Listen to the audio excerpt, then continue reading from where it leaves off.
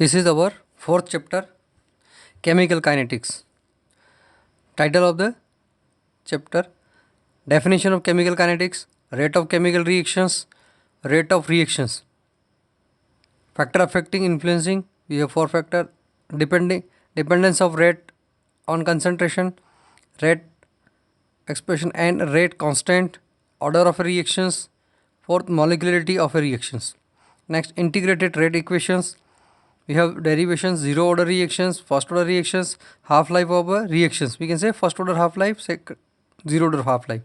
Then pseudo first order, then temperature dependence of the rate of reactions and effect of a catalyst, collision theory of a chemical reactions. This last three topic removed by the CBSC. Okay. तो ये total अपना जो topic रहेगा इसमें pseudo first order तक, last के 3 topic 30% जो syllabus remove हुआ उसमें ये तीनों टॉपिक रिमूव हो गए. अब अपने को इस चैप्टर में देखना है. आपसे ये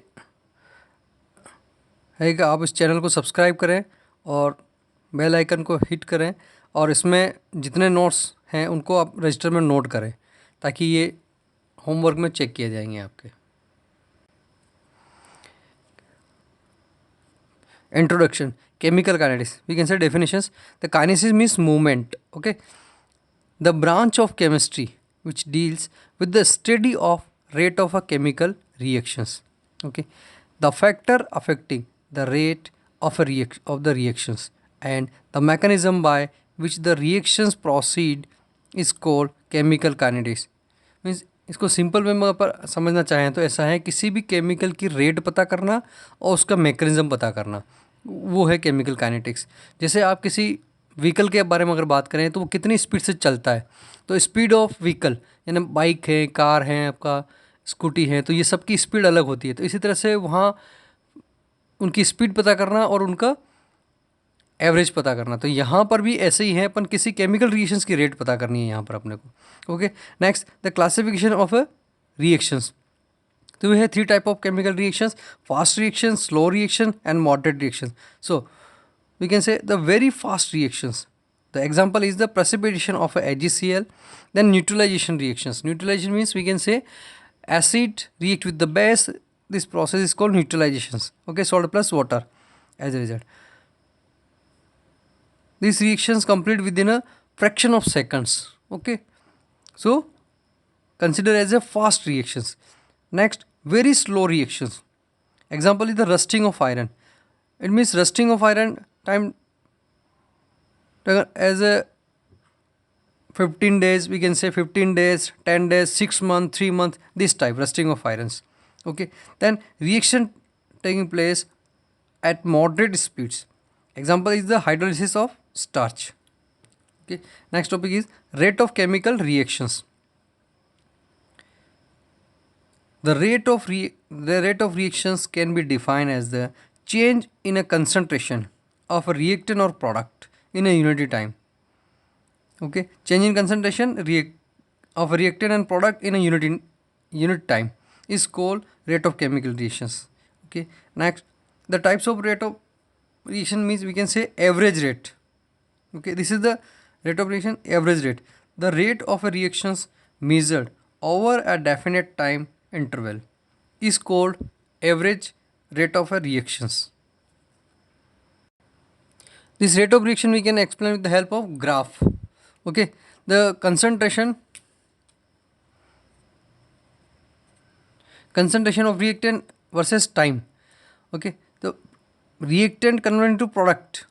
So initially reactant is 100. Suppose initially reactant is 100, product is 0. After some times reactant converted into 80, product converted into 20, reactant converted to 60, product converted into 40. So we can say reactant concentration is decreasing order, product concentration is increasing order. So according to this graph, initial 0 time पर concentration क्या रहेगी, इसकी high रहेगी, यानी 100 अपन कह रहे थे. तो अब जैसे जैसे टाइम चलता जाएगा, बढ़ता जाएगा, रिएक्शन इसकी कंसंट्रेशन कम होती जाएगी और एक टाइम पर आकर के कांस्टेंट हो जाएगी यहाँ पर. तो रिएक्टेंट की कंसंट्रेशन डिक्रीजिंग ऑर्डर में we can say disappearance order. Okay. Next, concentration of product versus time. तो इनिशियल 0 कंसंट्रेशन पे क्या था इसका, 0 टाइम पर कंसंट्रेशन कितनी थी इसकी, 0. अब जैसे जैसे टाइम बढ़ता जाएगा और इसकी कंसंट्रेशन भी क्या होती जाएगी, इंक्रीज होती जाएगी, और एक टाइम के बाद जा करके कांस्टेंट हो जाएगी।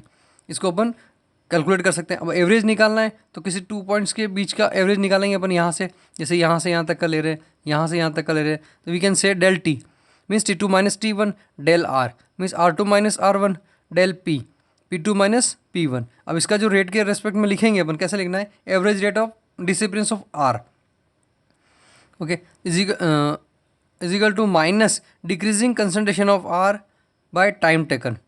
तो डिक्रीजिंग क्यों कहा इसको, क्योंकि माइनस इस साइन इसलिए कि ये डिक्रीजिंग ऑर्डर में है यहाँ पर, इसलिए इसका साइन माइनस आएगा।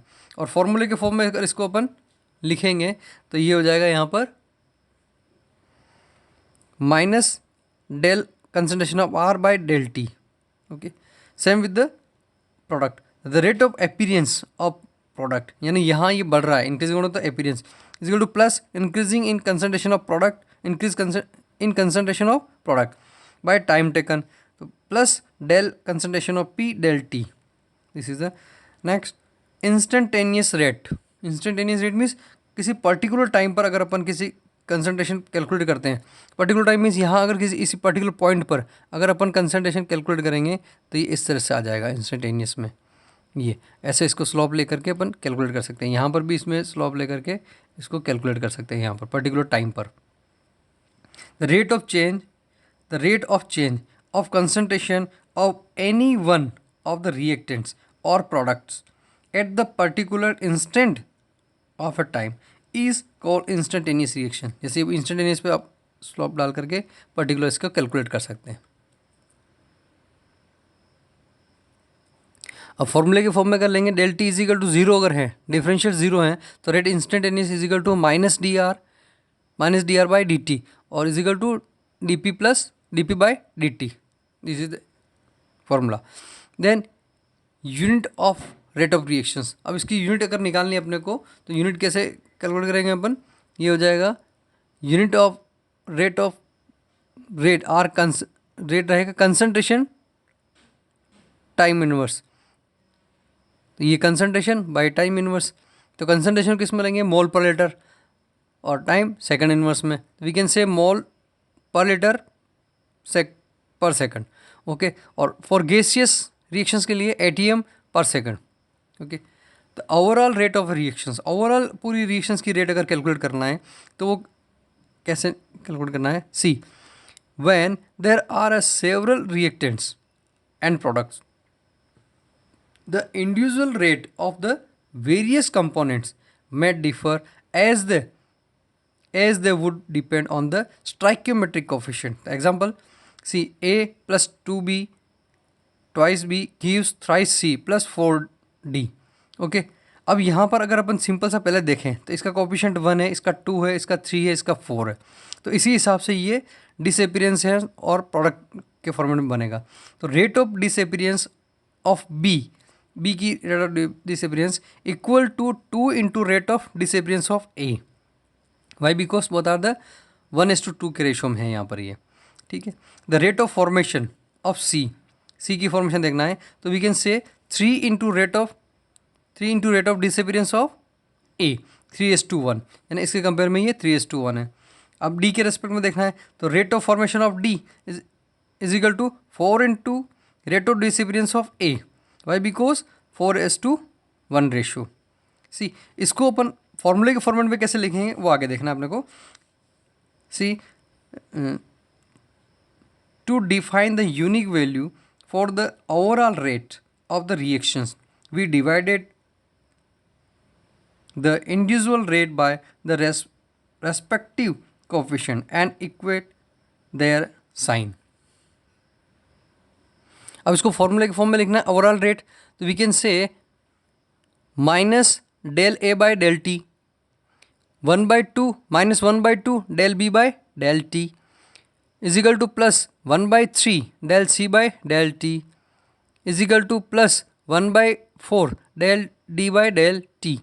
तो यहाँ पर माइनस में ये दोनों प्लस में, ये प्रोडक्ट है और ये रिएक्टेंट है। अब यहाँ 1/2 किया तो इसका मतलब ये सारे एक ही प्लेटफॉर्म पे आ गए, 1:2 1/2 1/3 और 1/4, see, okay. The next topic is factor affecting the rate of a chemical reactions. तो किसी भी केमिकल रिएक्शन को कौन कौन से फैक्टर अफेक्ट करते हैं, चलो अब इसको आगे देखते हैं अपन। Number 1, nature of the reactant. तो ionic substance react more rapidly than the substance with the covalent bond because ions are immediately available in the aqueous solutions on dissociation. So we can say ionic compound dissociate fast as compared to covalent compound. That's why. Next point, concentration of reactant direct proportional to rate of reaction. Concentration जितनी ज़्यादा होगी reactant की, rate उतनी fast होगी उसकी. Then temperature direct proportional to rate of reaction, यानी temperature increase होगा, rate of reaction भी इंक्रीज हो जाएगी यहाँ पर अकॉर्डिंग टू आरएनएस इक्वेशन. आगे देखेंगे अपन, 10 डिग्री बढ़ाने पर रेट ऑफ रिएक्शन डबल हो जाती है, यहाँ पर टेम्परेचर का इतना इफेक्ट रहता है. Next 4th point, presence of catalyst. Means catalyst अगर रहेगा तो रेट ऑफ रिएक्शन बढ़ना ही बढ़ना है. Rate of reactions generally increases. Okay. Next, surface area of the reactant. The greater the surface area and faster is the rate of reactions. तो ये तो हो गया आपके फैक्टर अफेक्टिंग. नेक्स्ट टॉपिक है rate law. It is an experimentally determined expression which relates the rate of reaction which with concentration of reactants. अब इसकी hypothetical reaction के बेस पर इसको एक्सप्लेन किया. A plus B gives to product. So we can write rate of reaction direct proportional to rate is equal direct proportional to concentration of A, concentration of B, power m or n. These are the exponent, or A or B are the coefficient. So we can write where the exponent m or m and n may or may not be equal to the stoichiometric coefficient A and B of the reactants.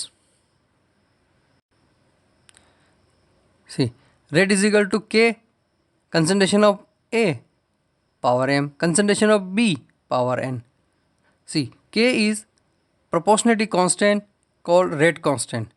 If concentration of A equal to concentration of B equal to 1 mole per liter, then rate is equal to K. Thus, the constant may be defined as the rate of reactions when the concentration of each reactant in the reactions unity. Okay, unity होगा तो ये rate is equal to K हो जाएगा. Next topic, order of a reaction. Example, A plus B gives to C plus D. So small a, b, c given as a coefficient.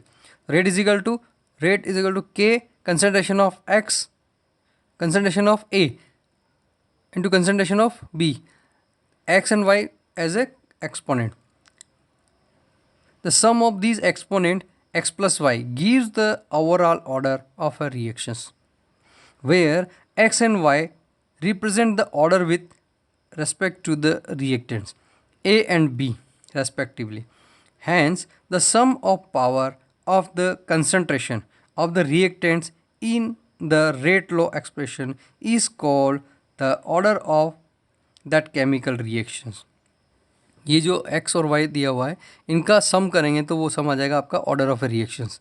ये may be equal हो सकते हैं और may be नहीं भी हो सकते हैं, ये अपन ने पहले भी देखा था. तो x और y को ऐड करना है, यहाँ पर जितना दे रखा होगा उसके हिसाब से इसको ऐड करना है. तो यहाँ लिखा हुआ है order of reactions can B 0, 1, 2, 3 and even fractions like 1.5, 2.5 और 0.5 may be this type possible.